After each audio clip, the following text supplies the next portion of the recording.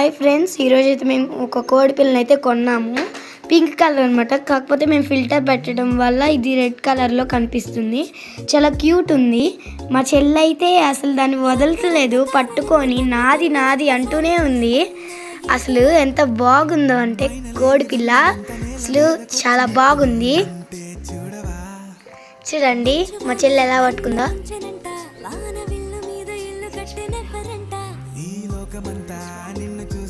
చూడండి పనుకుంటుంది అనమాట. దానికి నిద్ర లేదేమో.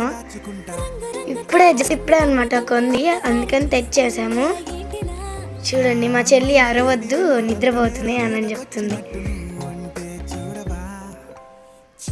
చూడండి